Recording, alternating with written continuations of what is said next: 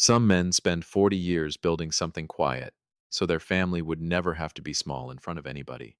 I spent mine watching, waiting, and saying nothing. Right up until the afternoon, a man in a $2,000 suit told my daughter she'd married beneath her name. Remember that, because everything that happens after makes a lot more sense once you understand what kind of man builds in silence for 4 decades. Welcome back, everybody. Grab your coffee, get comfortable, and remember the people in these stories always had a chance to do right. They just didn't take it.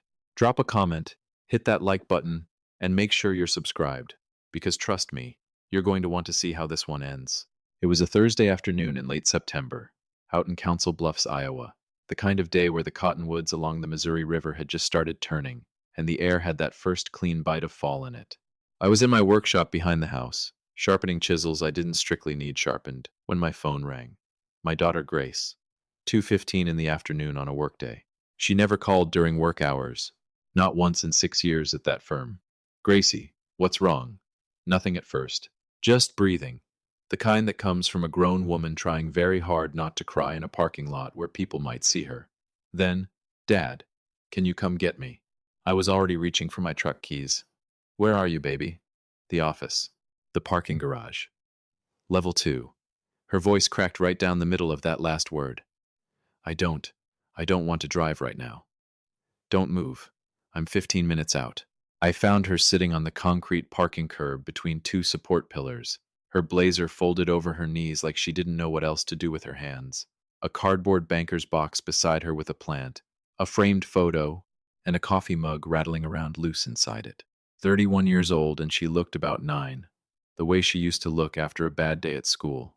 Knees pulled up, eyes red and swollen, and trying not to be.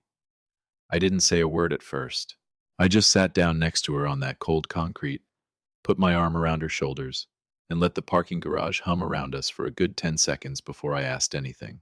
What happened? She laughed. And it wasn't a real laugh. It was the kind that comes out of a person when the alternative is falling apart completely. I got let go, Dad. Let go. I said it flat, testing the shape of it. From Whitmore and Cole? Yeah. The firm you've been at for 6 years? The one that made you junior partner last spring? Yeah. She wiped her face with the back of her wrist. Effective immediately. Security walked me out. I nodded slow, the way I do when I need my face to stay still, while my chest is doing something else entirely. And the box? They packed it while I was in the meeting. She stared at that banker's box like it had personally betrayed her. Dad, it was Richard. I went cold, in a very specific, very quiet way. Your father-in-law. He's on the board. He's been on the board for years. I never thought he'd actually. She stopped, swallowed hard, started again. He called the managing partner Tuesday night, told him some things about our family that weren't true. Said I'd been, quote, a liability since day one. The river of cars kept moving past us on level 2, brake lights flashing red in that concrete dark. Somewhere, a car alarm chirped twice and went quiet. My daughter kept picking at a loose thread on her blazer, and I let the silence sit there a moment longer before I asked the only question that mattered. Why now? Grace. Why this week? She looked at me then, really looked, and I watched her decide whether to tell me the rest. Marcus and I had dinner with his parents Sunday. Richard asked what my father did for a living. Her jaw tightened, and for a second I saw her mother in her. God rest her. That same stubborn set to the mouth, right before she said something she couldn't take back. I told him you were retired. Handyman work, mostly, over the years. And Richard said, he said, our family didn't have the, and I quote, pedigree to be sitting at his table. That Marcus married down. That I'd be lucky if this job was the only thing I lost this year. Pedigree. I sat with that word a moment, let it sit there between us on that cold concrete, like something nobody wanted to pick up first. He said that in front of Marcus. Marcus didn't say anything. Her voice went very small. He just sat there. I felt something settle in me then. Not anger exactly, anger's loud. And I've never been a loud man, but something older and steadier, like a foundation finally deciding it was time to hold weight. I stood up slow, the way I do when my mind's already 3 moves down the road and my body's just catching up to it. Grab the box. She blinked up at me. What? The box, sweetheart. We're not doing this in a parking garage. I held out my hand and pulled her up off that curb. Come on, ride with me. Dad, where are we going? You'll see. She knew that voice. Every daughter knows that voice, the one that doesn't leave room for arguing. She got in my truck without another word, holding that banker's box in her lap the whole way like it was something fragile. We drove north on Route 92, past the grain elevators and the old rail yards, and Grace kept stealing glances at me sideways, waiting for me to say something comforting, or fatherly, or angry. I turned on the radio instead. George Jones. Seemed about right. Dad. She had her arms wrapped around that box now. You're scaring me a little. Good. I checked my mirror. Changed lanes. Means you're paying attention. Where are we going? Where were we going? 41 years I'd kept this quiet. 41 years of 6 a.m. starts and midnight paperwork and handshake deals that never made it into any newspaper. Profits poured right back into steel and concrete, instead of into a bigger house or a nicer truck. Not one word to anybody. Not the neighbors, not my brother in Tulsa, not even Grace's mother in those last years. Not the whole picture anyway. 41 years of being the man in the modest ranch house on Cardinal Lane, driving a truck with 200,000 miles on it, because I watched my own father lose everything the moment people found out what he was worth. I wasn't making that mistake twice in one family. But Richard Ashworth had just made a different one. He'd looked at my daughter and decided she wasn't good enough for his table. He'd made a phone call that cost her a career she'd built with her own two hands. And he'd done it on a Tuesday, in my state, about my blood. We turned off the highway onto an access road past the co-op grain terminals, out where the farmland gives way to warehouses and rail spurs, until I pulled through a gate into a long private lot behind a building that ran nearly 3 city blocks deep. Grace sat up straight in her seat. The sign over the main entrance was brushed steel, understated. The kind of sign that doesn't need to shout because it's not trying to convince anybody of anything. Meridian Ag Processing and Logistics. Dad. Her voice had gone quiet in a completely different way now. What is this place?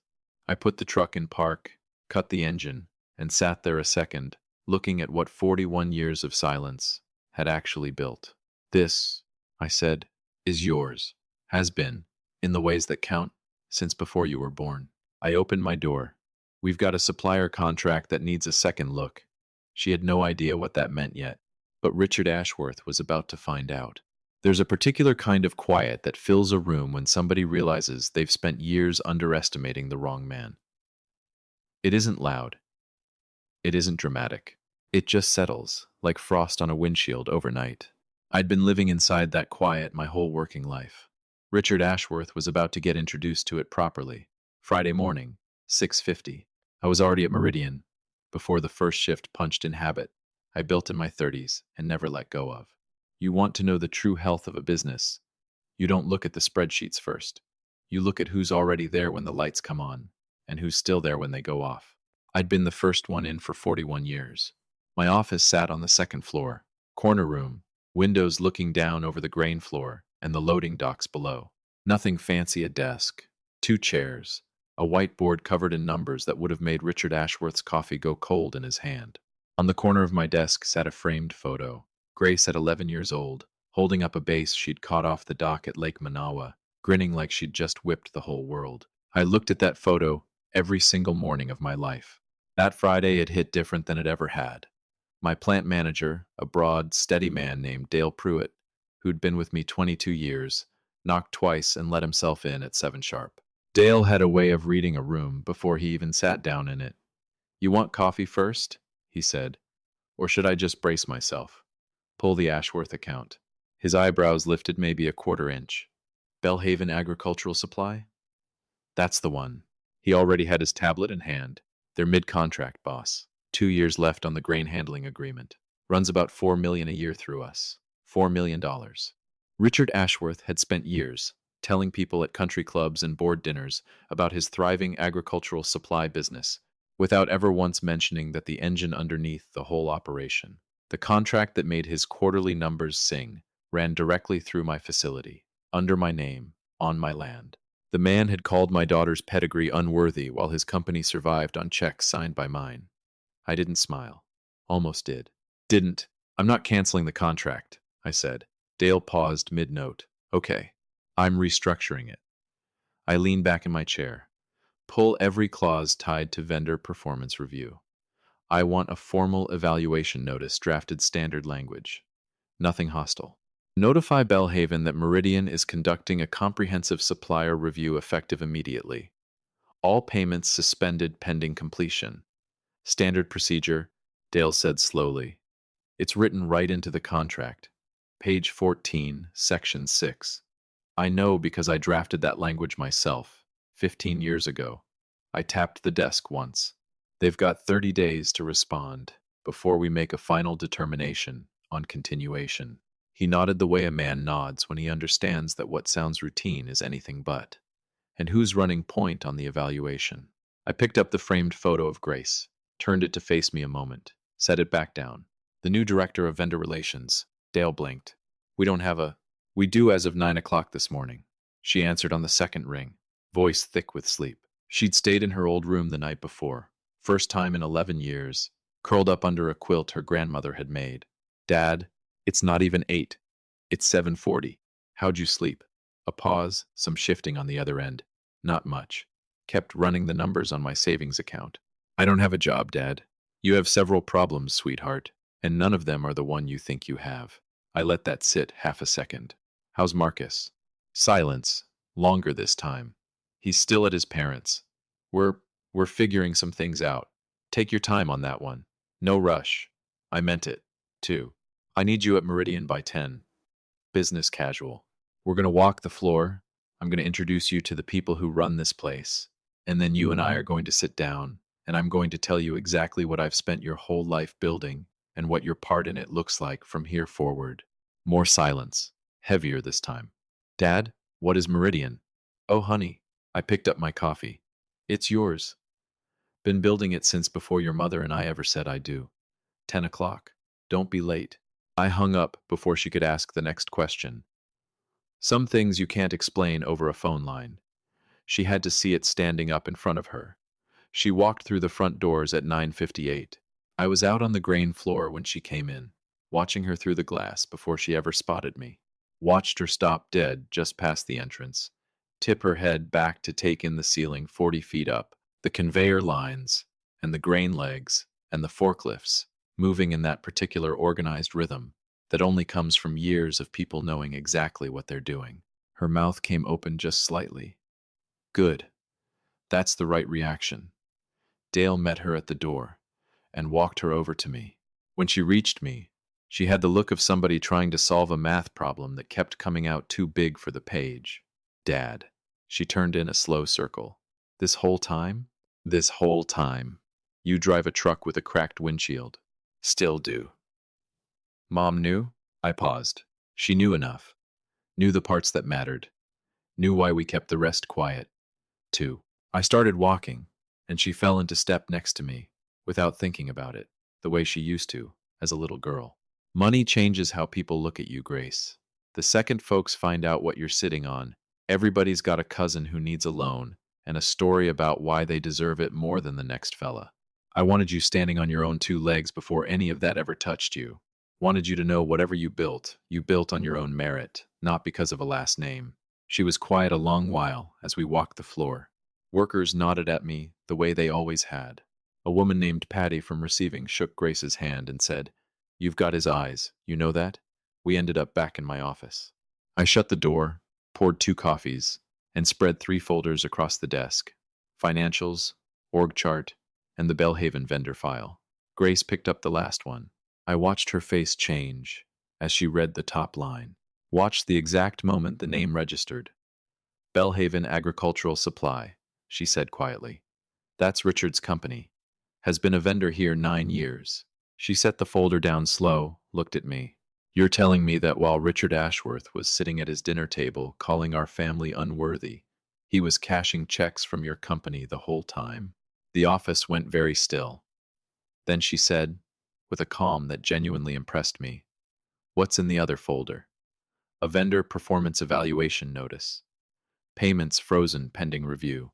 I slid it toward her. Standard procedure. And who's conducting the review? I slid the second folder across an offer letter. Director of Vendor Relations. Meridian Ag Processing. a compensation package that would have made her old junior partner's salary look like pocket change. Her hands went very still on the desktop. Dad, I've never handled anything like this. I don't know the first thing about. You spent 6 years building relationships at that firm out of nothing but hard work and good instincts, I said. You showed up to every family dinner with Richard Ashworth's insults sitting right there on the table, and you kept your composure every single time. That's most of what this job requires right there. The rest, I'll teach you myself. She stared at that offer letter a long moment. Go on, I said. Pick it up. She picked it up. When Richard gets that evaluation notice, she said slowly, working it through, he's going to know something's wrong. He's going to make calls, I agreed. And eventually, he's going to find out whose name is on this building. That's the idea. She looked at me. And then what happens? Then, I said, he's going to have to sit across a desk from you. The quiet that followed was the most satisfied quiet I'd felt in 41 years of building something out in the open nobody bothered to notice. Grace set the offer letter down, picked up a pen off my desk, and signed it. The evaluation notice went out to Bellhaven at 4:30 that Friday afternoon. By Monday morning, I had 2 missed calls from a number I didn't recognize. I recognized it plenty, let it go to voicemail both times. Richard Ashworth wasn't ready to talk to me. He needed to talk to my daughter first. And for the first time in 4 days, Grace slept through the night. She was standing when Richard walked in Tuesday afternoon, not sitting behind the desk, trying to look important, standing, relaxed, blazer on, hands loose at her sides. Afternoon light cut low through the windows. That flat gray Iowa light, the grain floor humming steady below, like something with a pulse of its own. She looked, if I'm honest, like she'd been standing in that spot her whole life. Richard stopped in the doorway. The quiet held 4 full seconds. I counted them from the hallway, standing just out of his sightline, close enough to hear every word, far enough back to let my daughter have her room. Grace. His voice came out, careful, measured, a man recalibrating in real time. Richard. She gestured to the chair across the desk. Thanks for coming in. Have a seat. In a building he'd been sending checks to for 9 years, without once knowing whose name sat on the deed, I heard the chair scrape. Heard the particular stillness of 2 people who'd shared holiday tables and backyard barbecues, now sitting across a desk from each other in an entirely different kind of room. I think there's been some kind of misunderstanding, Richard started, smooth, practiced. A man used to bending a conversation his own direction. We've been a reliable supplier here for nearly a decade. If we could just walk through the actual numbers, I think you'll find the relationship has always been mutually. There's no misunderstanding, Grace said. Not loud, not sharp, just final. Meridian runs standard vendor evaluations on a rotating schedule. It's written into your contract. Page 14, Section 6. The briefest pause. I know, because my father drafted it. Silence settled over that office like the first frost of the season. Grace, Richard's voice, dropped a register, softer now. The involuntary softness of a man feeling ground shift under his shoes. Look, I understand there's tension between our families right now. I'm not dismissing that there are feelings involved. But business is business. And I'd hate for... You're right, Grace said. Business is business. He hadn't expected the agreement. I heard it land on him. Which is exactly why I want to be completely professional about what happens next. A folder slid across the desk. I've had our team prepare a revised supplier agreement. New terms, fair pricing, realistic delivery windows, standard performance benchmarks, nothing punitive, nothing personal. Paper turning. I could picture him, silver hair, charcoal suit. 9 years of comfortable assumptions dissolving line by line as he read a contract prepared by the daughter he'd cost her career 4 days earlier. 4 days. Richard Ashworth had turned my family's world sideways on a Tuesday night. And by Friday afternoon, his entire business was sitting in Grace Matthews's hands, in a building I owned outright. The Lord's got a sense of humor. Doesn't always show his cards early, though. These terms are reasonable, Richard said, and something in his voice had gone thin. I know they are, Grace said simply. I wrote them to be more quiet. Grace. His voice had shifted again, something underneath it now that hadn't been there when he first walked in, older, quieter, a man who'd been carrying something a long time, and could feel his grip finally slipping. What I said. About your family. About your... He stopped on the word. Couldn't get it out a second time. I was wrong. I've told myself for years it was principle. It wasn't. It was just, he didn't finish that either. It's all right. Grace said, I forgive you. You don't have to say that. I know I don't. Her voice stayed steady, warm but not soft in the way that gives ground. But my father needs his granddaughter to grow up knowing her family, whatever that ends up looking like with you in it.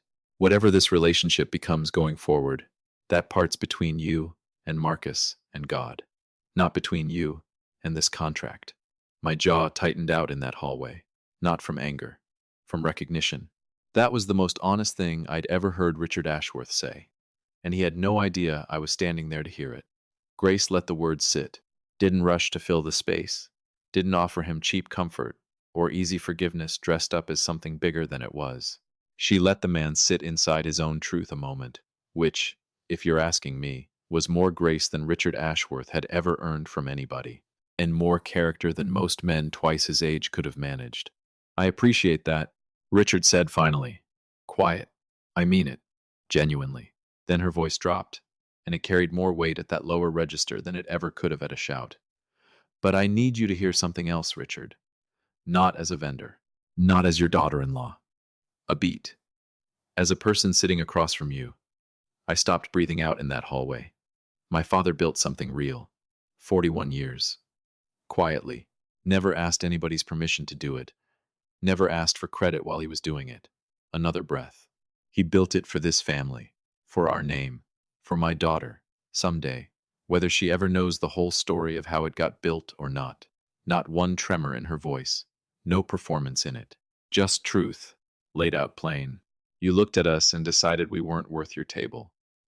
You made a phone call that cost me 6 years of work in one afternoon. You made my husband sit silent while you said it to my face. The room went absolutely still. And now you're sitting across from me, in a building my father owns, signing a contract that decides whether your company survives the next fiscal year. Nobody moved.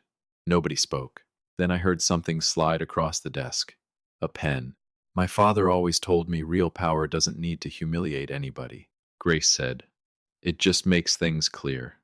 I closed my eyes in that hallway. The quiet that followed was the longest 10 seconds of my life. Then the small, unmistakable scratch of a pen, crossing paper. Richard Ashworth signed the contract.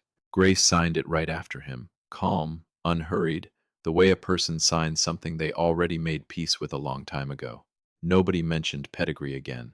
Nobody raised a voice or twisted a knife or said one more word that needed saying because there was nothing left that needed doing. Everybody in that room understood exactly who'd won. Nobody had to say it out loud. I walked down the back stairs. Didn't go into the room. Never did. Walked straight out to the lot, stood next to my old truck, and looked up at that flat gray Iowa sky a long, quiet minute. 41 years. Not one day of it had been about revenge. Not really. Whatever it might have looked like from where Richard Ashworth was sitting. It had always been about legacy. About laying something down so solid, so deep in the ground, that when a storm finally came looking for my family, there'd be somewhere real to stand. I thought about my own father, pressing a coffee can full of savings into my hands the week I started this business, everything he had riding in his eyes. I thought about Grace at 11, grinning over that base she'd hauled up off the dock like she'd conquered something enormous. I thought about her mother, gone 8 years now, who'd never once asked me for more than I already gave her, and who'd have loved watching this exact afternoon unfold. Pedigree. Richard Ashworth had called my daughter's bloodline unworthy of his family's table. This was our bloodline. A father who built in silence and never once complained about the cost of it. A daughter who walked into a room with her chin level and never raised her voice to win. And somewhere down the line, a granddaughter who wouldn't know the whole story yet, but would spend the rest of her life standing on the proof of it anyway. There's no dollar figure for that. No supplier contract. No charcoal suit. No board seat measures a thing like that. I got in my truck, turned the radio back to George Jones, and drove home in my old truck through my own town, past fields I'd walked as a boy, the same way I'd driven home for 41 years. Quiet. Steady. Undefeated. If this one hit home for you, do me a favor and hit that like button, subscribe if you haven't yet, and share it with somebody who needs the reminder that quiet, honest work outlasts every bit of noise. somebody else tries to make about you. Thank you all for being here. I'll see you next time.